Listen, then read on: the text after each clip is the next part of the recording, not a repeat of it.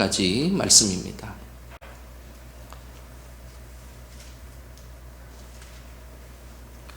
베드로후서 1장 12절에서 15절까지 말씀, 우리 한 목소리로 말씀 읽겠습니다. 그러므로 너희가 이것을 알고 이미 있는 진리에 서 있으나 내가 항상 너희에게 생각나게 하려 하노라.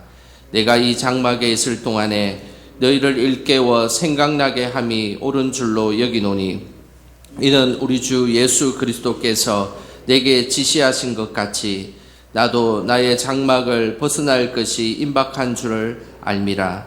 내가 힘써 너희로 하여금 내가 떠난 후에라도 어느 때나 이런 것을 생각나게 하려 하노라. 아멘. 오늘도 이 아침에 예배를 사모하여 나오신 우리 성도님들 늘 하나님의 은혜가 그리고 오늘 이 시간에도 성령 충만하시기를 주님의 이름으로 축복합니다.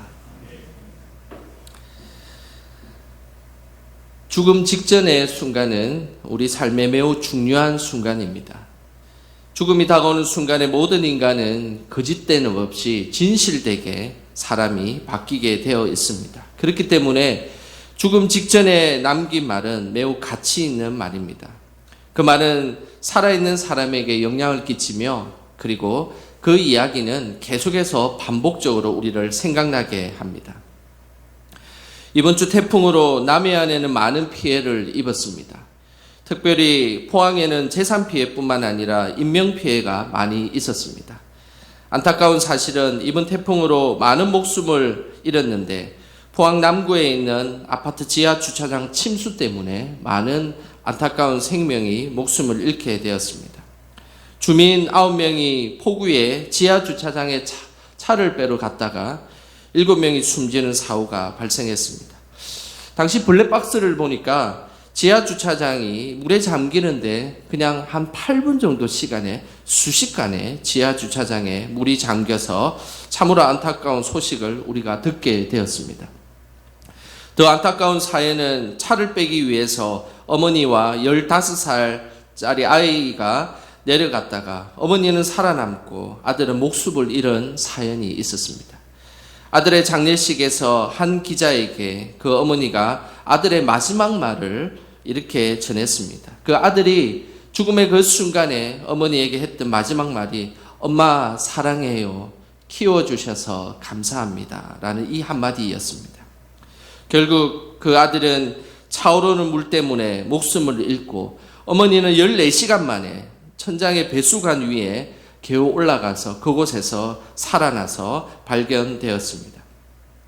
죽음 직전에 남긴 그 아들의 말 한마디, 엄마 사랑해요. 키워주셔서 감사합니다. 이 말을 그 어머니가 어떻게 평생 잊을 수가 있겠습니까? 오늘 본문은 베드로 사도가 죽음이 가까운 줄 알고 그리고 마지막으로 오늘 유언과 같은 말씀을 우리에게 하고 있습니다. 베드로는 네로 황제의 핍박이 극에 달하자 이제 자신도 죽음을 맞이해야 될 순간이 왔음을 그는 직감했습니다. 그러면서 오늘 14절에 이렇게 고백하고 있습니다. 우리 14절 말씀 함께 읽겠습니다. 이는 우리 주 예수 그리스도께서 내게 지시하신 것 같이 나도 나의 장막을 벗어날 것이 임박한 줄을 알미라. 14절에 베드로는 자신이 죽음을 앞두고 있는 그 순간에 이렇게 표현하고 있습니다. 나의 장막을 벗을 날이 임박했다라고 말씀하고 있습니다. 베드로는 육신이 거하는 집을 장막이라고 표현했습니다. 여기서 이 장막이라는 말은 스케노마라는 단어를 쓰는데 이 스케노마라는 이 단어는 현재 살고 있는 이 땅을 의미하는 장막을 의미합니다. 베드로가 자신의 육신을 장막으로 표현한 것은 지금 현재는 이 땅의 장막에서 거주하지만 그러나 죽음 이후에는 또 다른 장막이 기다리고 있어서 현재의 장막에서 또 다른 장막으로 이사할 것이다 라는 것을 확신했기에 그는 장막으로 라는 표현을 사용한 것입니다.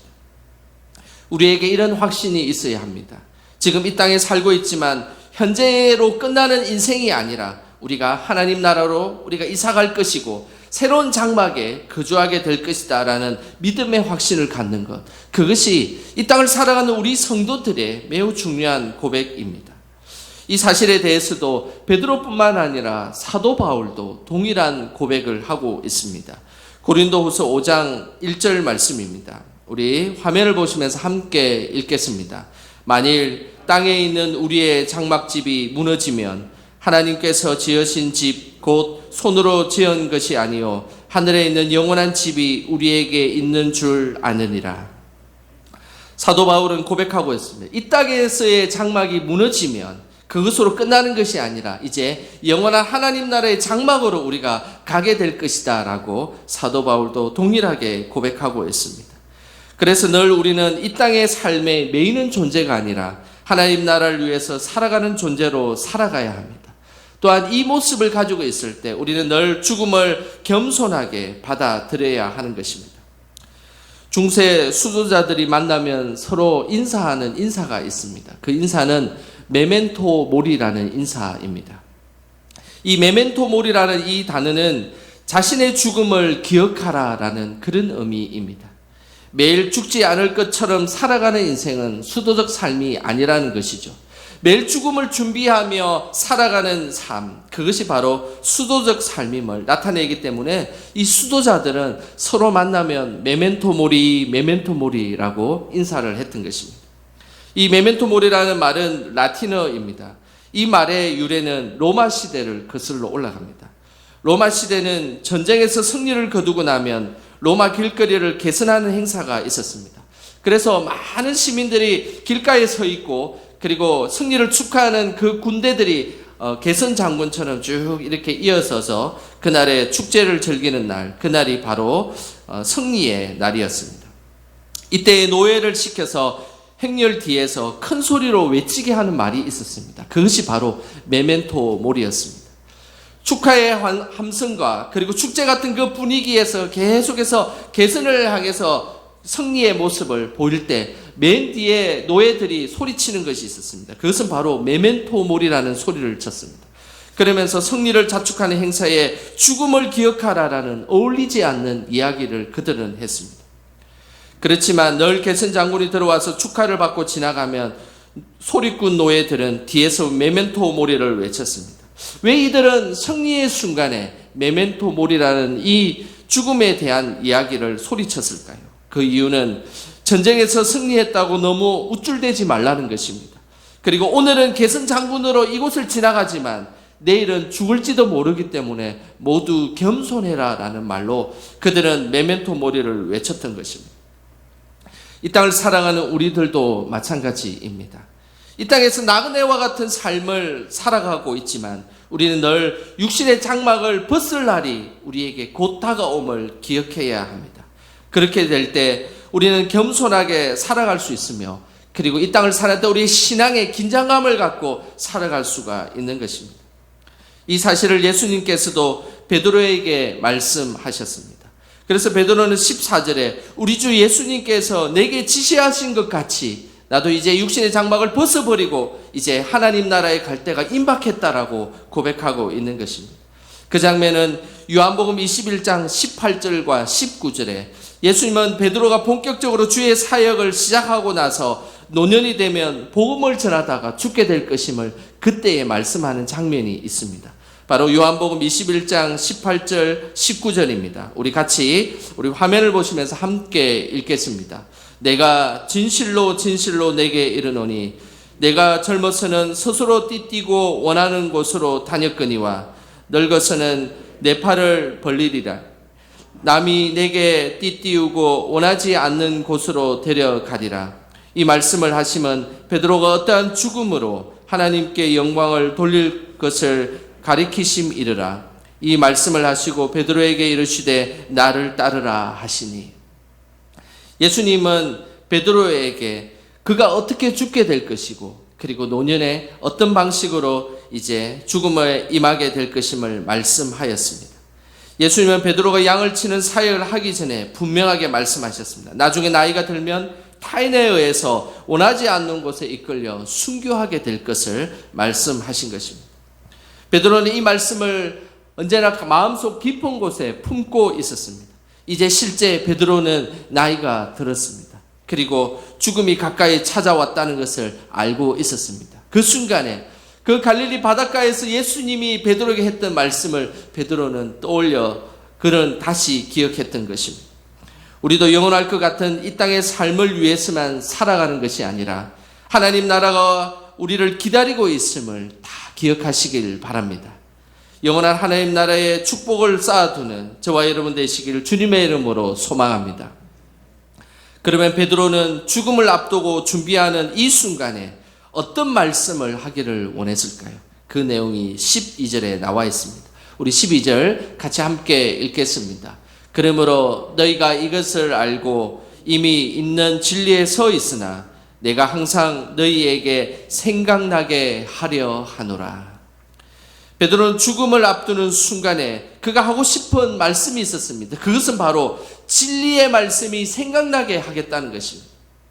얼마나 진리의 말씀이 소아시아 성도들에게 생각나게 하고 싶었던지 오늘 이 12절, 13절, 14절, 15절이라는 이 짧은 말씀에 반복적으로 3번이나 반복해서 말씀하고 있습니다. 12절 끝부분에도 13절 끝부분에도 그리고 15절 끝부분에도 생각나게 하려 하노라 라는 말을 계속해서 3번이나 반복적으로 말씀하고 있습니다. 베드로는 끊임없이 성도들이 진리의 말씀이 생각났으면 좋겠다라고 간절히 말씀하고 있습니다. 그 이유는 무엇이겠습니까? 그것은 외부적으로 네로 황제의 핍박과 고난이 점점 심해지고 있었기 때문입니다. 뿐만 아니라 내부적으로는 거짓 교사들과 이단들이 계속해서 이들의 신앙의 그 마음의 모습을 진리의 말씀을 계속 혼란스럽게 만들고 뒤흔드는 모습들을 보였기 때문입니다. 그래서 진리의 말씀 안에 굳건히 서 있게 하기 위해서 끊임없이 우리의 삶에 하나님의 말씀이 생각나게 된다라는 것이 베드로의 말씀이었습니다. 베드로는 죽음이 찾아오는 순간에 우리의 삶의 말씀이 생각나게 하는 것이 우리가 살 길임을 말씀하고 있는 것입니다. 말씀이 생각나는 삶이 얼마나 중요한지는 베드로 자신이 너무나 잘 알고 있었습니다. 왜냐하면 베드로가 젊은 시절 예수님 앞에서 큰 잘못을 했기 때문입니다. 하지만 그가 그곳에서 그 잘못을 했음에도 불구하고 초대교회의 큰 지도자가 될 수 있었던 것은 바로 하나님의 말씀이 생각나고 그 말씀이 그를 회복시켜 주었기 때문에 가능했던 것입니다. 만약 말씀이 생각나지 않았다면 그는 평생에 도망자 신세로 살아가게 되었을 것입니다. 마태복음 26장에 보면 베드로 일생에 지우고 싶은 말씀이 나옵니다. 그것은 바로 예수님이 십자가의 처형에 앞두고 있었을 때에 3번이나 베드로가 부인했던 장면입니다. 베드로는 예수님이 잡히시던 밤에 그는 예수님을 죽기까지 따르겠다라고 소리치며 장담했습니다. 하지만 얼마 되지 않아 예수님이 잡혀시는 그 어려운 순간에 그는 대제사장 집에서 평생 후회하는 일을 했습니다. 그것은 바로 여종과 사람들에게 3번이나 예수님을 모른다고 부인한 것입니다. 베드로가 3번 예수님을 부인하는 그 순간에 생각난 것이 있었습니다. 그것이 마태복음 26장 75절에 나옵니다. 우리 화면을 보시면서 마태복음 26장 75절 말씀 함께 읽겠습니다. 이에 베드로가 예수의 말씀에 닭 울기 전에 내가 3번 나를 부인하리라 하심이 생각나서 밖에 나가서 심히 통곡하니라. 베드로가 3번째 부인하는 그 순간에 닭이 꼭기요 하면서 울었습니다. 그때 베드로에게 생각난 것이 있었습니다. 그것은 다른 것들이 아니었습니다. 바로 예수님의 말씀이었습니다. 닭 울기 전에 내가 나를 3번 부인하리라는 그 말씀이 생각난 것입니다. 그 말씀이 생각나자 그는 통곡하며 그 자리에서 회개하며 하나님 앞에 기도했던 것입니다. 이 순간 베드로를 살린 것은 바로 하나님의 말씀이었습니다. 우리가 실수하고 잘못해도 우리는 어떤 자리에 돌아가야 합니까? 바로 하나님의 말씀의 자리로 돌아가야 합니다. 그 말씀이 우리를 살리고 그 말씀이 우리를 회복시켜 주실 것입니다. 그래서 말씀이 생각나게 하는 것은 믿음을 가진 사람에게 매우 중요한 것입니다. 같은 죄를 지어도 말씀이 생각나서 회개하는 사람이 있고 같은 죄를 지어도 죄책감에 사로잡혀서 후회하는 인생을 살아가게 됩니다. 그런데 이들의 삶에 말씀이 생각나는 인생과 그리고 그냥 죄책감으로 살아가는 인생은 너무나 확연하게 다른 인생을 살아가게 되는 것입니다. 베드로가 통곡한 후 이제 마태복음 26장을 지나서 27장에는 또 다른 인물이 등장합니다. 바로 가룟 유다입니다. 그는 예수님을 은 30에 팔아넘겼습니다. 예수님에 대한 정보를 대제사장과 장로들에게 팔아버렸습니다. 그리고 나서 유다는 죄책감에 사로잡혔습니다. 그 순간을 성경은 이렇게 말씀하고 있습니다. 마태복음 27장 3절 말씀입니다. 그때에 예수를 판 유다가 그의 정죄됨을 보고 스스로 뉘우쳐 그 은 30을 대제사장들과 장로들에게 도로 갖다 주며, 베드로는 말씀이 생각났지만 유다는 스스로 뉘우쳐라고 성경은 기록하고 있습니다. 여기서 이 뉘우쳐라는 말은 멜로마이라는 단어를 쓰는데, 이 멜로마이라는 것은 지나간 것을 후회하다라는 것입니다. 후회를 일삼고 후회하는 것으로 살았던 유다는 그들의 인생에 있어서 그는 인생의 마무리를 어떻게 했을까요? 그는 끝내 스스로 목매어 자살로 그의 인생을 마무리했습니다. 어떤 문제가 생겼을 때 말씀이 생각나는 사람이 있고, 그리고 어떤 일이 생겼을 때 자신의 인생의 처세술이 생각나는 사람이 있습니다. 그런데 중요한 것은 너무나 확연한 인생의 차이를 가지고 있습니다. 말씀이 생각나는 사람은 말씀이 그 사람을 치유하고 회복시켜 주시고 그리고 회개시켜 주십니다. 그러나 인간적인 처세술이 생각나는 사람은 후회하고 죄책감에 사로잡혀서 결국 극단적 선택을 할 수밖에 없다는 것입니다. 우리 성도님들의 삶 속에서 언제나 말씀이 생각나기를 소망합니다. 그 말씀이 우리를 회복시켜 주시고 그 말씀이 우리를 승리의 삶으로 이끌어 주실 것입니다. 베드로는 말씀이 생각나게 해야 한다는 이 말씀이 이제 당대에만 생각나기를 원하지 않았습니다. 자신이 떠난 후에도 계속적으로 하나님의 말씀이 생각나기를 원했습니다. 그 간절한 말씀이 15절에 나오고 있습니다. 우리 15절 같이 함께 읽겠습니다. 내가 힘써 너희로 하여금 내가 떠난 후에라도 어느 때나 이런 것을 생각나게 하려 하노라. 베드로는 자신이 떠난 이후에 영원한 하나님의 말씀이 전해져서 성도들의 삶에서 생각나기를 원했습니다. 그래서 내가 힘써 너희에게 말하는데, 내가 이제 일생을 다 떠난 후에라도 어느 때든 이런 것을 하나님의 말씀이 생각나게 한다라고 오늘 고백하고 있는 것입니다. 끊임없이 말씀이 생각나서 지금의 고난과 거짓 교사들의 유혹에서 이기기를 원했던 것입니다. 사도 베드로는 그의 삶을 보면 항상 하나님의 말씀이 그의 말씀 속에 있었습니다. 그래서 그 영원하신 하나님의 말씀이 고난을 당하고 있는 소아시아 성도들에게 살아 역사하면서 지금도 고난을 당하고 있고, 그리고 진리가 흔들리는 거짓 교사들 앞에서 당당히 살아가며 진리를 향해서 나아가기를 원했던 것입니다. 사도 베드로는 많은 말씀 가운데 이사야서 40장 8절 말씀을 그는 간절히 간직하고 있었습니다. 그 모습이 베드로전서 1장 24절과 25절에 잘 나옵니다. 베드로전서 1장 24절 25절 말씀 우리 화면을 보시면서 함께 읽어보겠습니다. 그러므로 모든 육체는 풀과 같고 그 모든 영광은 풀의 꽃과 같으니 풀은 마르고 꽃은 떨어지되 오직 주의 말씀은 세세토록 있도다 하였으니 너희에게 전한 복음이 곧 이 말씀이니라. 사도 베드로는 항상 고백하는 것이 있었습니다. 그것은 바로 풀은 마르고 꽃은 언제나 시들기 때문에 하나님의 말씀만큼은 세세도록 영원할 것임을 그는 고백하고 있었던 것입니다.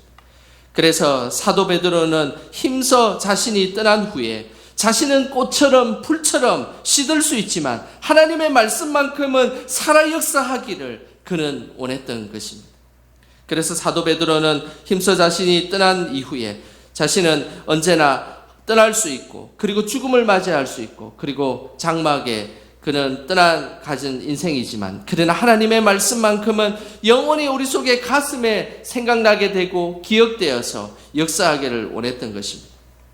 기독교에 많은 전통들이 있습니다. 기독교에 많은 문화들이 있습니다. 그리고 우리가 경험한 많은 것들이 있습니다. 그러나 가장 우선되게 우리가 기억되어야 될 것은 바로 하나님의 말씀인 것입니다. 그 하나님의 말씀만이 우리의 삶 속에서 자자손손 이어져야 되고 전달되어서 생각나게 하는 것, 이것이 바로 믿음의 성도들의 모습인 것입니다. 늘 우리 영광교회 성도님의 가정과 개인 속에 하나님의 말씀이 더욱더 생각나서 하나님을 영원하게 하시기를 주님의 이름으로 축복합니다. 우리 한국 개신교 역사 가운데 최초의 순교자가 있습니다. 그는 바로 토마스 선교사님입니다. 그는 영국의 웨일즈에서 태어났습니다. 24세의 나이에 영국에서 목사 안수를 받고 결혼을 한 뒤에 중국 선교를 하러 갔습니다. 몇 달간의 긴 여행으로 임신 초기였던 토마스 선교사님의 아내는 그곳에서 목숨을 잃게 됩니다. 그때 선교사님은 이런 편지를 런던 선교회에 보냅니다. 제가 그때 그 편지를 일부분을 읽어 드리겠습니다. 처음 편지가 이런 것이 될 줄을 몰랐습니다. 내 사랑하는 아내 캐롤라인이 지난달 24일에 세상을 떠났습니다. 더 글을 써내려가지 못하겠습니다. 토마스 선교사님은 최초의 선교 보고가 바로 이 내용이었습니다.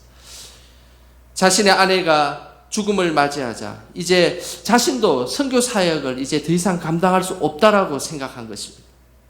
아내의 이런 슬픔 때문에 중국 선교를 포기하고 다시 영국으로 돌아가려고 하는 순간이었습니다.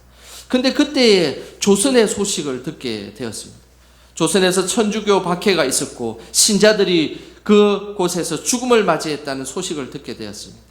그 소식을 듣자 오히려 영국으로 발걸음을 옮겼던 그 토마스 선교사님은 다시 조선을 향해서 복음을 전해야 되겠다는 마음이 일기 시작했습니다. 그는 다시 선교에 헌신하기로 결단하고 제너럴 셔먼호라는 배를 타고 조선을 위해 선교하러 떠났습니다. 제너럴 셔먼호가 대동강에 들어서자 조선 군사들이 불화살을 쏘면서 대동강 강변에 급하게 내릴 수밖에 없었습니다. 그런데 토마스 선교사님이 그곳에 내리자마자 조선의 박충건이라는 사람에게 죽임을 당하게 됩니다. 얼마나 허무한 인생입니까? 아내도 죽게 되고 그리고 조선을 향해서 선교 활동을 하러 갔는데 그냥 그 선교를 제대로 하지도 못하고 그 자리에서 그냥 죽음을 당하게 되었습니다. 그런데 그때에 죽음을 당하는 그 죽음의 순간에 박충근에게 가슴에 품고 있던 성경책을 하나 줍니다. 자신은 죽어도 성경 말씀은 꼭 전달되어야 한다는 생각을 한 것이었습니다. 그 순간 박충근은 자기 칼에 맞고 죽어간 서양 사람의 책을 그 순간은 받지 않았습니다. 하지만은 왠지 모르게 그 책을 집에 가져가야 되겠다고 생각을 했던 것입니다. 그러면서 그 책을 가져가게 되고 놀라운 것은 이 박충근의 한 사람이 그 성경을 읽고 난 후에 예수님을 영접하게 되었습니다. 그리고 안주교회의 장로님이 되셨습니다. 그때를 회상한 박충근 장로님이 그 시절에 이렇게 자신을 기록하고 있습니다. 그때 기록했던 그 선교의 그 발자취를 제가 한번 읽어 드리도록 하겠습니다. 내가 오늘 서양 사람 하나를 죽였는데 아무리 생각해도 이상한 점이 있었습니다. 내가 그를 찌르려고 할 때에 그는 두 손을 마주 잡고 무슨 말을 한 후에 웃으면서 책 한 권을 내밀며 받으라고 권했습니다. 결국 그를 죽이기는 했지만 그 책을 받지 않을 수 없어서 가지고 왔습니다. 이 박충근은 그 순간에 토마스 선교사님을 죽였지만 그러나 그 성경 말씀을 가지고 집에 찾아갔습니다. 그리고 나서 이 책에 도대체 무슨 내용이 있는지 너무 궁금해서 그 책을 읽다가 그는 하나님의 복음을 받아들이게 되었습니다. 하나님의 말씀은 오늘도 살아있어서 한 세대가 지나도 한 사람이 죽어도 그 말씀은 영원히 살아서 역사하십니다. 우리가 세대를 넘어서 전해야 하는 것이 바로 무엇이겠습니까? 그것은 바로 하나님의 말씀인 것입니다. 사도 베드로는 자신이 죽음을 맞이해도 진리의 말씀만큼은 성도들에게 생각나게 해야 된다라는 믿음의 확신을 갖고 있었던 것입니다. 우리는 생애를 다하는 날 어떤 말을 마지막으로 남기고 싶습니까? 또한 어떤 내용을 다음 세대들이 평생 잊지 않고 생각하기를 원하십니까? 저는 바라기에 우리 모두가 떠난 자리에 하나님의 말씀만이 그곳에 잘 전달되기를 그리고 생각나기를 주님의 이름으로 소망합니다. 늘 진리의 말씀 위에 굳게 서고 그 말씀이 우리의 삶에 생각나게 하는 저와 여러분 되시길 주님의 이름으로 축원합니다. 기도하겠습니다. 하나님 아버지, 영적으로 무지한 저희들을 말씀을 통해서 하나님을 알게 하심을 감사드립니다. 늘 진리의 말씀 위에 굳게 서게 하시고 자자손손 하나님의 말씀을 전하는 저희들이 되게 하옵소서. 영광의 모든 세대마다 살아 역사하시는 말씀만이 생각나게 하옵소서. 예수님의 이름으로 기도드립니다. 아멘.